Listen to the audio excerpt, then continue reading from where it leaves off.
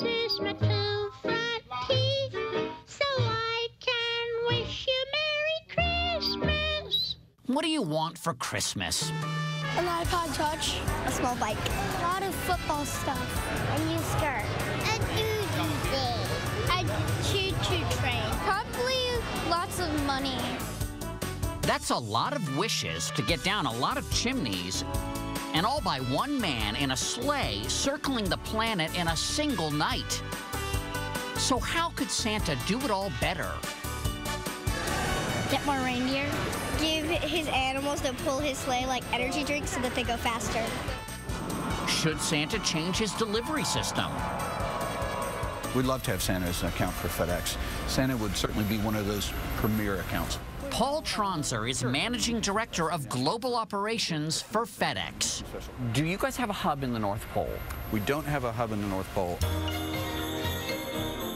He thinks Santa should use, well, FedEx. What we would recommend to Santa is that he move the elf workshops to areas near our distribution centers so that the elves would have maximum time to make the toys prior to the Christmas deliveries. What we're in business for is to satisfy our customers, and if Santa was one of our customers, we'd work very hard to develop a system that we could satisfy Santa with. Would you be willing to dress up as an elf? I think we would probably leave the elf dressing to those real elves. It's a big account. I understood. About those elves, Santa's labor practices have recently come under fire. They're not allowed to marry or socialize. I've been looking at the Popular science contributor Gregory Moan has written extensively about Santa. Is there any risk of injury to Santa? Most roofs are slanted. Absolutely, you know, and I think we haven't heard much about Santa falling off a roof or anything like that. I think the greatest risk to him is inside the home. Now, if you think Santa's inside 100 million living rooms in a single night, well, someone at some point is going to come into that living room and wonder who's poking around and perhaps walk in there with a shotgun, and that could get pretty tough for Santa. And what about Mr. Claus's apparel? Is he really dressed for success?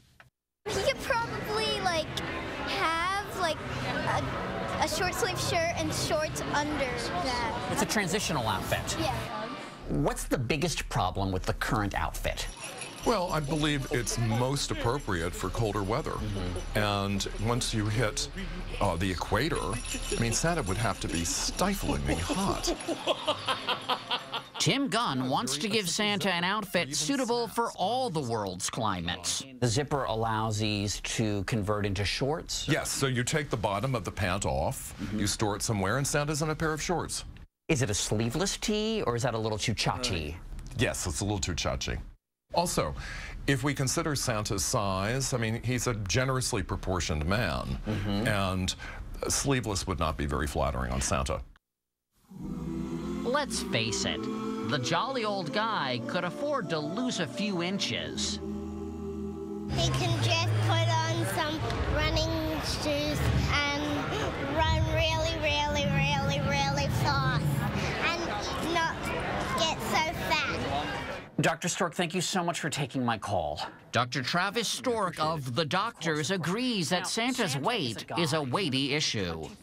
Well, you know what? I don't even know if it's as much Santa's fault as our fault, because we leave cookie after cookie for Santa. So I think we need to change our habits and every now and then maybe leave some veggies with some hummus. If Santa came to you as a patient, what would you tell him?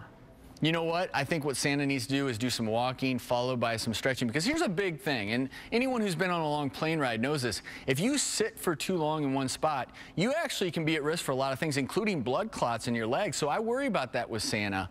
That's why Santa's got to get up out of that sleigh, stretch, and, you know, go ahead and get some of his own exercise. Maybe take the reindeer for a walk. And if you've got any advice for Santa, write it down and leave it next to the milk.